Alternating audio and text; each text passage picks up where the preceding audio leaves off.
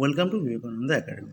আজকে আমরা যে বিষয় নিয়ে আলোচনা করতে চলেছি, দ্বাদশ শ্রেণীর ফোর্থ সেমিস্টারের শিক্ষাবিজ্ঞান ইউনিট 1 এর যে 3টি টপিক রয়েছে। ইউনিট 1 এর যে 3টি টপিক রয়েছে, সেই 3টি টপিকের 3টি অংশ।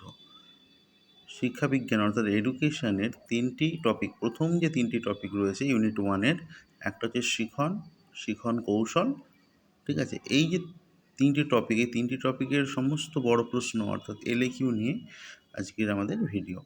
কয়েকটা মাত্র হাতে গোনা প্রশ্ন করলেই পরীক্ষায় যে কমন পাওয়া যায়, তার সেই কয়েকটা প্রশ্নকেই এখানে তুলে ধরা হয়েছে। তাই প্রশ্নের মান কিন্তু 10। প্রথম অংশ হচ্ছে শিখন।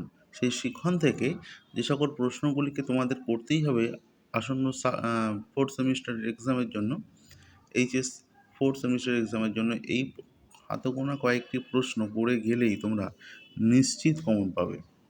তাই প্রশ্নগুলি চটপট দেখে নাও। পরপর টপিক ওয়াইজ প্রশ্নগুলিকে সাজানো রয়েছে।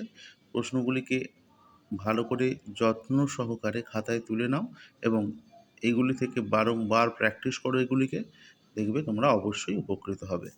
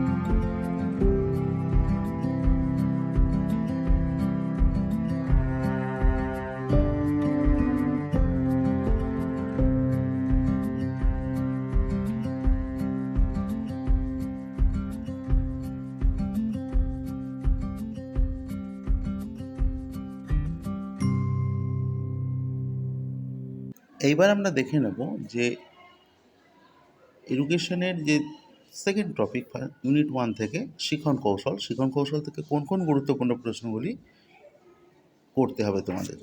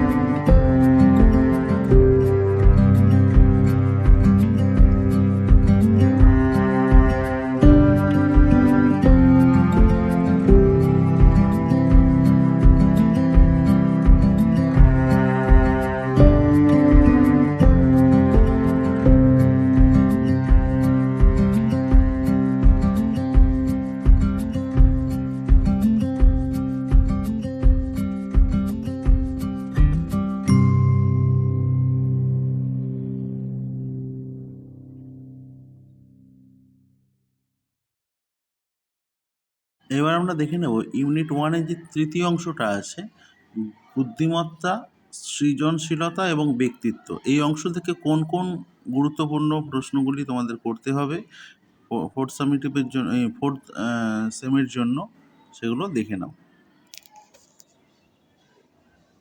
এ প্রসঙ্গে আরেকটি বিষয় উল্লেখ করি, যদি চ্যানেলটি তে নতুন কেউ এসে থাকো তাহলে অবশ্যই সেটাকে সাবস্ক্রাইব করবে এবং বেল আইকনটি ক্লিক করতে ভুলবে না, যাতে সমস্ত নোটিফিকেশন তোমাদের কাছে পৌঁছে যায় বা তোমার কাছে পৌঁছে যায়। তাই দেখে নাও এই অংশ থেকে কোন কোন গুরুত্বপূর্ণ প্রশ্ন তোমাদের করতে হবে।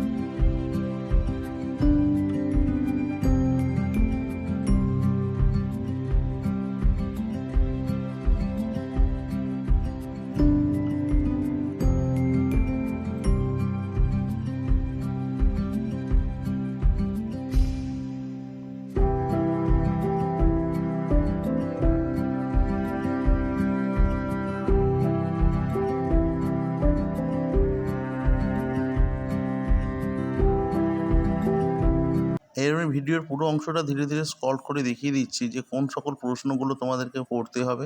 তোমরা ধীরে ধীরে ভিডিওটিকে পজ করে তোমরা লিখে নাও, লিখে নিলে বারবার করে এগুলোকে প্র্যাকটিস করো। প্র্যাকটিস করলে তোমরা অবশ্যই উপকৃত হবে।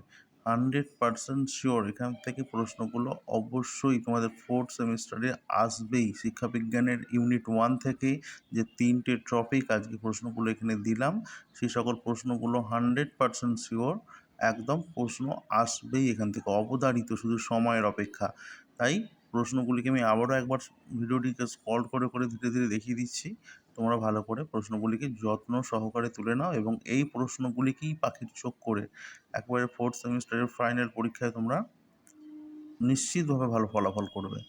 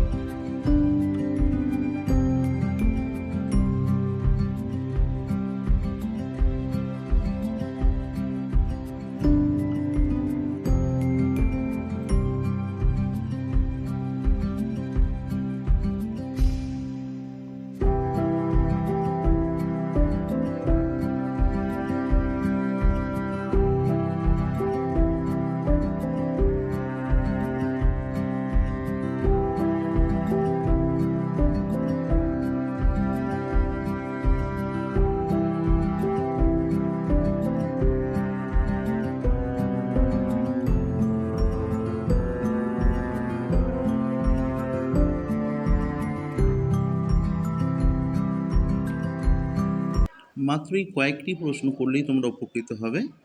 দেখা হবে পরবর্তী ভিডিওতে। আজ এ পর্যন্তই।